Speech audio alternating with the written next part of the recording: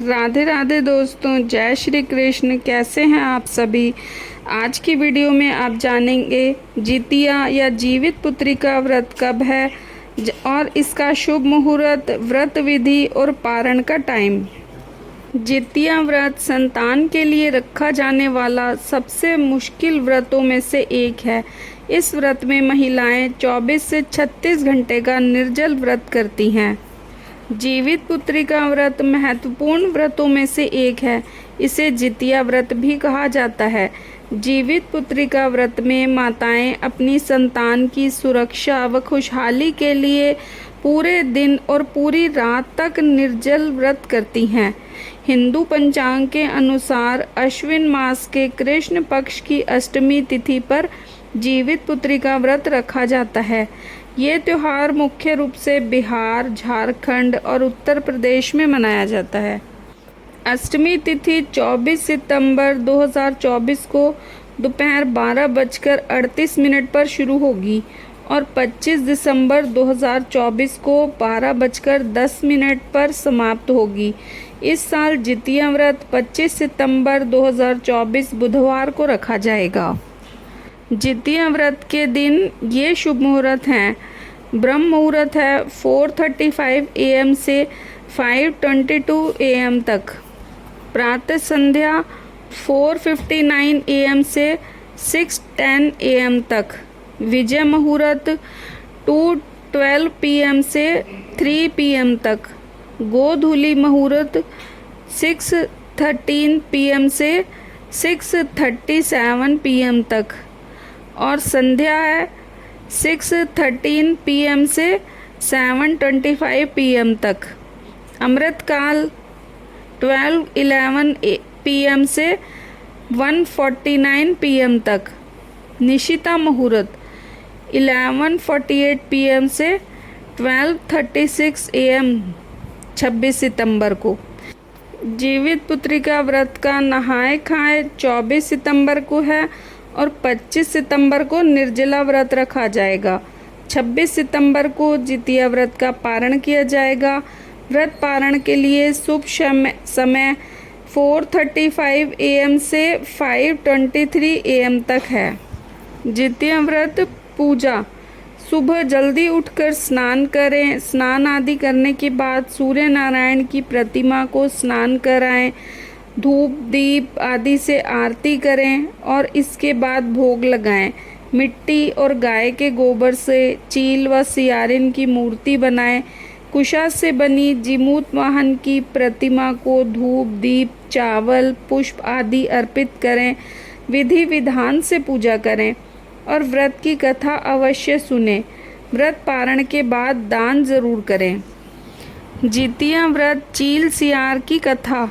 जितिया की कथा के अनुसार एक बार चील और एक मादा लोमड़ी नर्मदा नदी के पास हिमालय के जंगल में रहते थे। दोनों ने कुछ महिलाओं को पूजा करते और उपवास करते देखा और खुद भी इसे करने की कामना की। उपवास के दौरान लोमड़ी को बहुत भूख लग गई और वह जाकर चुपके से मरे हुए जानवर को खा लेती है। दूसरी ओर चील ने पूरे समर्पण के साथ व्रत का पालन किया और उसे पूरा किया। अगले जन्म में दोनों ने मनुष्य रूप में जन्म लिया। चील के कई पुत्र हुए और वो सभी जीवित रहे, लेकिन सियारिन के पुत्र होकर मर जाते थे। इससे बदले की भावना से उसने चील के बच्चे को कई बार मारने का प्रयास किया, लेकिन वह सफल नहीं हुई। बाद में चील ने सियार को अपने पूर्व जन्म की जितिया व्रत के बारे में बताया। इस व्रत से सियारिन ने भी संतान सुख प्राप्त किया। इस तरह ये व्रत संतान सुख की प्राप्ति के लिए जगत में प्रसिद्ध हुआ। जितिया व्रत जीमूत वाहन की कथा। इस कथा के अनुसार जीमूत वाहन गंधर्व के बुद्धिमान राजा थे। जीमूत वाहन शासक बनने से संतुष्ट नहीं थे और परिणाम स्वरूप उन्होंने अपने भाइयों को अपने राज्य की सभी जिम्मेदारियां दी और अपने पिता की सेवा के लिए जंगल चले गए। एक दिन जंगल में भटकते हुए उन्हें एक बुढ़िया विलाप करती हुई मिली। उन्होंने बुढ़िया से रोने का कारण पूछा। इस पर उसने उन्हें बताया कि वह सांप के परिवार से है और उसका एक ही बेटा है। एक शपथ के रूप में हर दिन सांप पक्षीराज गरुड़ को चढ़ाया जाता है और उस दिन उसके बेटे का नंबर था। उसकी समस्या सुनने के बाद जीमूतवाहन ने उन्हें आश्वासन दिया कि वह उनके बेटे को जीवित वापस लेकर आएंगे। तब वह खुद गरुड़ का चारा बनने का विचार कर चट्टान पर लेट जाते हैं। तब गरुड़ आता है और अपनी उंगलियों से लाल कपड़े से ढके हुए जीमूतवाहन को पकड़कर चट्टान पर चढ़ जाता है। उसे हैरानी होती है कि जिसने उसे पकड़ा है वह कोई प्रतिक्रिया क्यों नहीं दे रहा। तब वह जीमूतवाहन से उनके बारे में पूछता है। तब गरुड़ जीमूतवाहन की वीरता और परोपकार से प्रसन्न होकर सांपों से कोई बलिदान नहीं लेने का वादा करता है। मान्यता है कि तभी से ही संतान की लंबी उम्र और कल्याण के लिए जितिया व्रत किया जाने लगा।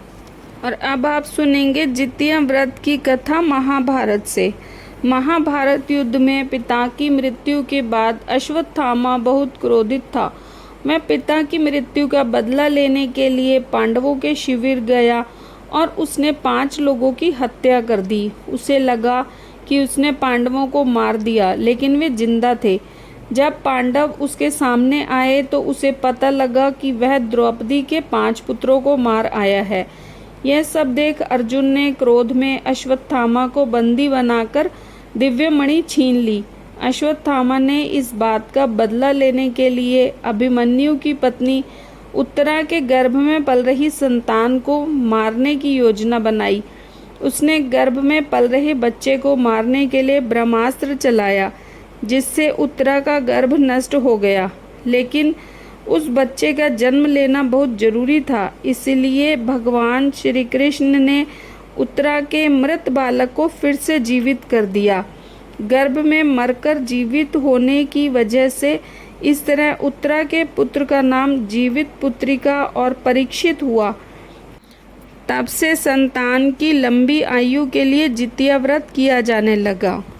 तो फ्रेंड्स, ये थी जितिया व्रत के बारे में संपूर्ण जानकारी। अगर आपको वीडियो पसंद आए तो इसे लाइक करें और चैनल को सब्सक्राइब करें।